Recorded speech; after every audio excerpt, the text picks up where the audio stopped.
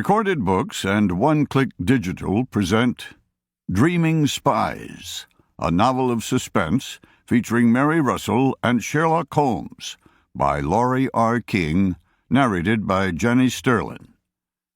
The author opens with a quote from Matthew Arnold. "That sweet city with her dreaming spires." And now, Dreaming Spies. Preamble. Sussex and Oxford, March 1925. Chapter 1. Old grey stone travels, moss-covered, cradled in straw, blinks at English spring. It's a rock, Holmes. Sherlock Holmes raised his teacup to his lips. He swallowed absently, then glanced down in surprise, as if the homecoming drink had brought to mind the face of a long-forgotten friend. "Is it the water from our well that makes Mrs. Hudson's tea so distinctive?" he mused. "Or the milk from Mrs. Philpot's cows?" My lack of reply had no effect on his pursuit of the idea. "It would make for an interesting monograph," he continued. "The significance of a society's hallmark beverage, tea. Moroccan, mint. Japanese, green. English, black. In America there is, well, one can hardly call it coffee. The Bedouin, of course."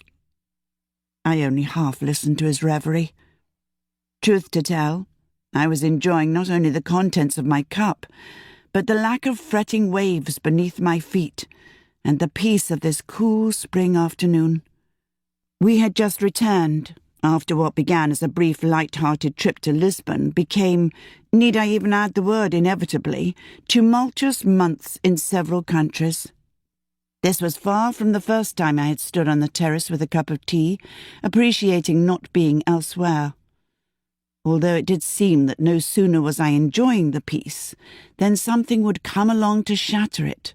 An urgent telegram, a bleeding stranger at the door.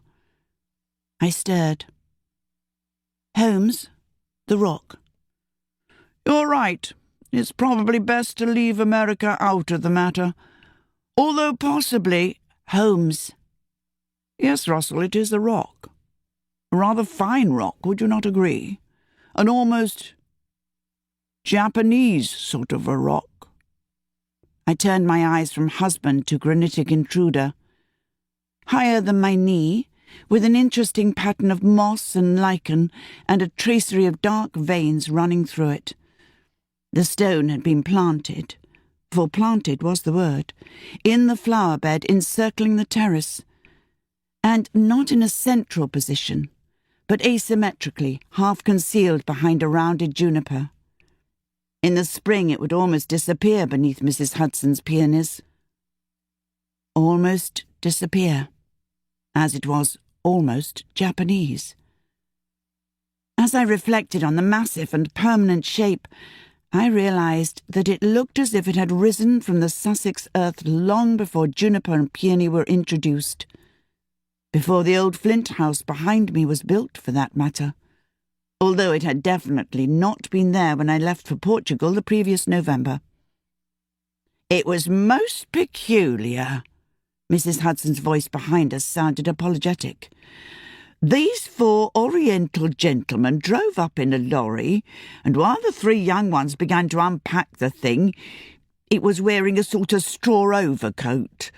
The older one marched back here to look at the terrace.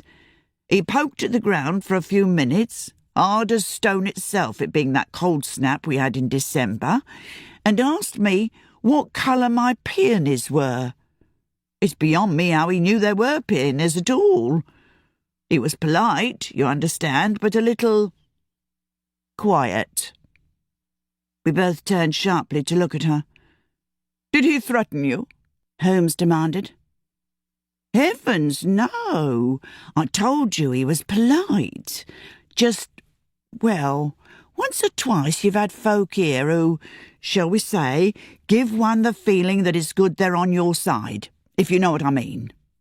Danger! To keep listening to this audiobook, I've left you a link in the description so you can do it, at no cost thanks to Audible's 30-day free trial.